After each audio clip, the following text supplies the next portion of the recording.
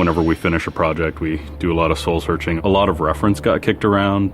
The Seven Samurai, the Magnificent Seven. We talked very early on about showing off a more human approach to Spartans. We definitely focused on trying to go back to sort of the core of what made Halo CE, the Combat Evolved, the sort of phenomenon that it is. I remember my first time playing Halo, and I was in that first level, and after winding through these technical corridors, fighting aliens, and then I step out into this world, and it just opens up in front of me, and it's beautiful and alien and huge. That was a sort of seminal moment for me, and I think that's part of what we want to capture in Reach.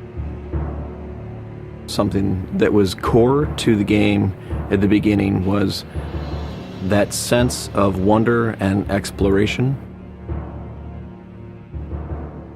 We started with a series of events. We basically set out like, okay, from this date on Reach to this date, we built a military campaign.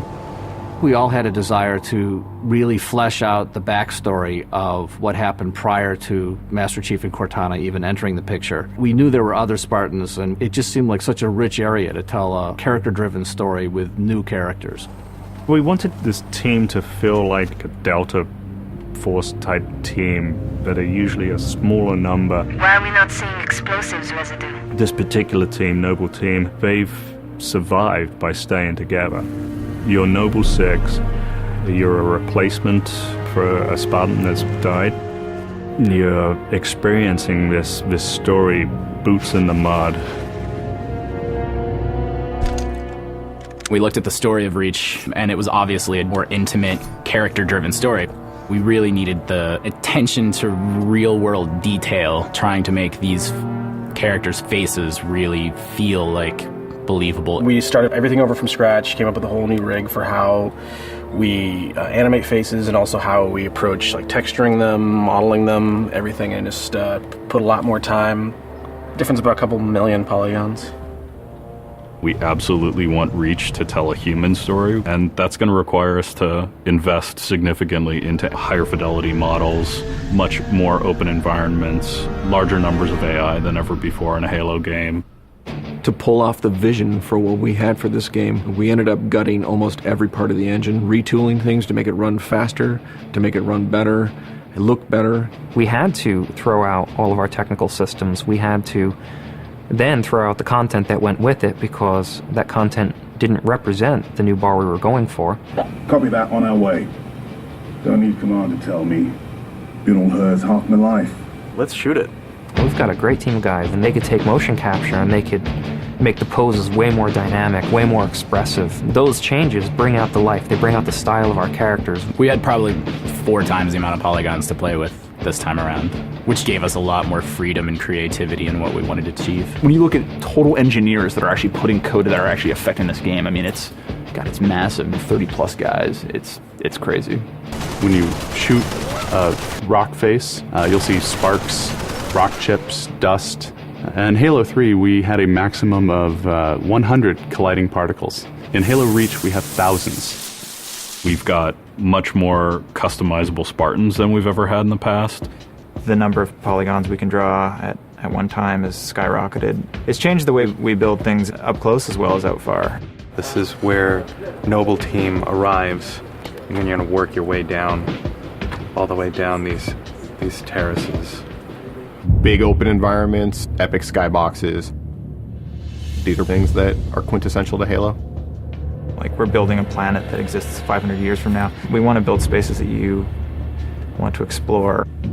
We want to put twice as many characters, vehicles, and weapons into that environment. That's going to require massive improvements to the way we handle our artificial intelligence in the game. We now can put so many AI in an encounter that you can put 4 Spartans, the player, 8 Marines against 30-ish Covenant, and that's an actual serious challenge. Bringing the elites back was something that was really a true joy for us because they're such an awesome character to fight. What if the Spartans and the soldiers don't actually understand what the aliens are saying? What's that going to feel like? What if we can get back to having the aliens feel really alien and threatening? these people and this planet and this story deserve something new and different. Just a different underlying sense of tragedy, heroism. We're rebuilding everything from the ground up.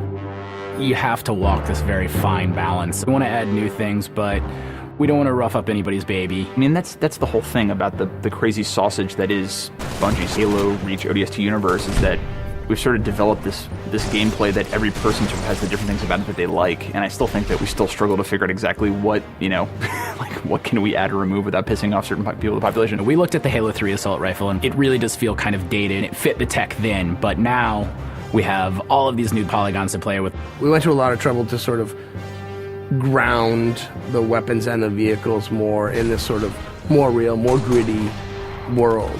We refined a lot of the weapons to push them into their particular role, and that role is defined a lot by range and the range of combat that you're going to play. For instance, the DMR, which is a sort of medium to long range suppression marksman rifle. It's going to be a sandbox game. It's not going to be a carefully scripted game where every movement of the AI is controlled by a mission designer. It's much broader than that. It allows the player to deal with encounters in their own specific way. There's definitely going to be offhand grenade throwing. There's definitely going to be vehicles. There's definitely going to be a large number of weapons that are incredibly powerful, incredibly accurate, that allow the player to feel like a badass. Now, if you melee him in the back of the head like you really mean it, you're holding down on the button, and you will launch into this more elaborate animation sequence. It's going to be a very different campaign experience for people overall. We're doing stuff in the campaign that people absolutely won't expect from a Halo game. Bigger battles, brand new cast of characters. An incredibly ambitious game. Every neuron in my head is firing with just reach, reach, reach. We knew from the beginning what the end was going to be.